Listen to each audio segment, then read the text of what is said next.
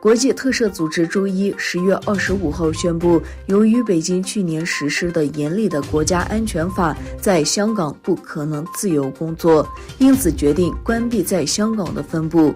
国际特赦在香港有2个办事处，本地分部和东南亚及太平洋区域总部。地方分部将于10月31日关闭，区域办事处将于2021年底关闭。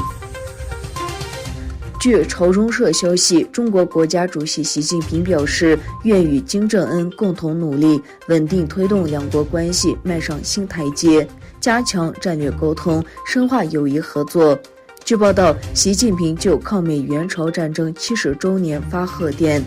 朝鲜战争期间，中国与朝鲜并肩对抗韩国、美国和联合国军队。乌兹别克斯坦中央选举委员会周一宣布，初步统计结果显示，现任总统自由民主党候选人米尔基约耶夫在新一届总统选举中以80.1%的得票率获胜，连任总统，任期5年。绿色中东倡议峰会在沙特阿拉伯举行，沙特阿拉伯王储穆罕默德本萨勒曼宣布将建立一个中心，为该地的风暴提供预警。他强调，为绿色中东倡议拨款104亿美元，其中15%由沙特承担。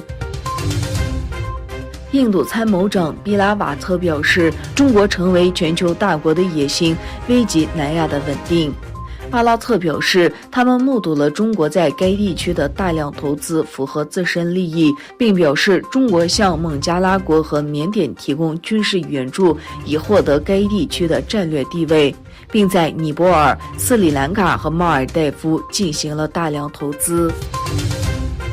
哈萨克斯坦和土库曼斯坦签署了完成陆海边界合法登记的协议。作为为期2天的正式访问的一部分，哈萨克斯坦总统托卡耶夫在首都阿什哈巴德会见了土库曼斯坦总统。美国微软警告，主导 SolarWinds 攻击的俄罗斯骇客集团正展开新一波攻击，将目标锁定在全球科技供应链中不可或缺的企业机构。